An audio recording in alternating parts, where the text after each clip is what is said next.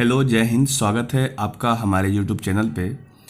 आज साधारण ब्याज से एक छोटा सा सवाल आया है। वो एसएससी सीएचएसएल 2023 का पूछा हुआ सवाल है और इस तरह का जो सवाल है अगले एग्ज़ाम में भी आने की संभावना होती है। तो आप इस सवाल को अच्छे से समझ लीजिए कि किस प्रकार से आप इसको बना सकते हैं। वैसे ये बहुत ही बेसिक और इजी क्वेश्चन है, इसमें ज़्यादा कुछ करना नहीं है, पर हो सकता है कि आपको शायद लैंग्वेज समझ में ना हो, जिसकी वजह से ये सवाल आपको ठीक ना लगे।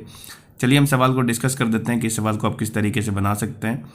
सबसे पहले सवाल को ध्यानपूर्वक पढ़िए और उसके बाद इसका सॉल्यूशन तलाशिए कैसे इसको बनाया जा सकता है। यदि आप चैनल पर नए आए हो तो चैनल को सब्सक्राइब कर सकते हो, अपने फ्रेंड सर्कल में शेयर कर सकते हो ताकि और लोगों का सवाल मेरे पास पहुंच सके। आपका भी कोई ऐसा सवाल है तो आप हमारे दिए हुए व्हाट्सएप नंबर पर पूछिए, जो आपका प्रैक्टिस के दरमियान सॉल्व नहीं होता है, कोई आपको हेल्प नहीं कर रहा है, तो हम आपकी हेल्प जरूर करेंगे। चलिए, सवाल कह रहा है कि यदि 2500 रुपया पर साधारण ब्याज 3 साल में 1500 रुपये पर ब्याज से 360 रुपये अधिक है तो प्रति वर्ष ब्याज दर ज्ञात कीजिए। देखो, इसमें कुछ करना है नहीं, वैसे ज़्यादा कुछ। देखो, समझना यह है कि पहली बात कि 2500 रुपया जो है ना, 2500 रुपया और एक है 1500 रुपया, दो अलग अलग राशि है। और दोनों राशि में अगर हम रेट की बात करें तो दोनों अगर R% है ना, दोनों तरफ R% का ही रेट लग रहा है और दोनों के लिए टाइम भी सेम है, 3 साल और 3 साल। तो इससे जो आपका SI मिलेगा ना, साधारण ब्याज मिलेगा, इससे इसको हम 1 कर देते हैं, और इससे जो साधारण ब्याज मिलेगा इसको हम लोग 2 कर देते हैं। तो आपका जो साधारण ब्याज 2500 वाला है यानी SI1 जो है वो आपका ज़्यादा है। कितना ज़्यादा है? तो 360 रुपये। डैट मीन्स कि अगर इस दोनों को हम माइनस करेंगे तो आपको 360 रुपया मिलेगा। ठीक है, तो हम छोटा सा जो फॉर्मूला है ना आपका बेसिक सा साधारण ब्याज का निकालने का, मैं वही फॉर्मूला लगा देता हूँ। साधारण ब्याज कैसे निकालते हैं? तो कहते हैं मूलधन गुने समय गुने दर बटा 100। ठीक है, तो मूलधन इसका है 2500 और इसके लिए जो समय इसने इस्तेमाल किया वो 3 है और इसका जो दर है वो R है और बटा 100।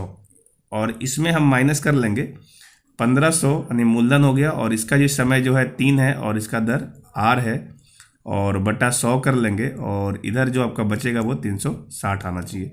और इसको हम सॉल्व करेंगे ना, R इजीली सॉल्व होकर के आ जाएगा, इसमें कुछ करना है ही नहीं। वैसे देखो, सबसे पहली बात, दोनों तरफ से 100 कॉमन निकाल लोगे तो ये वाला जो 0 है ना, ये वाला दोनों तरफ से हट जाएगा, इधर से भी और इधर से भी, है ना। उसके बाद आप क्या करो कि यहाँ से देखो 25 तिया 75 R हो रहा है, ये 75 R हो गया, और इधर से आप 15 तिया 45 R लिख लो, और ये वैल्यू आ गया आपका 360। देखो कितना आसान सवाल है, कितना इजीली ये सॉल्व हो गया। और 75 में से 45 जाएगा तो ये आपका बच जाएगा 30 R, और 30 R का जो वैल्यू है वो 360 है। और अब इसे हम अगर सॉल्व कर लें तो सबसे पहले ये 0 और 0 कैंसिल आउट हो जाएगा, और 3 से इसको हम कैंसिल आउट करेंगे तो यहाँ से जो R का वैल्यू आ जाएगा ना 36/3 आ जाएगा, अर्थात ये आपका आ जाएगा 12%। ठीक है, इसका 12% सही जवाब है।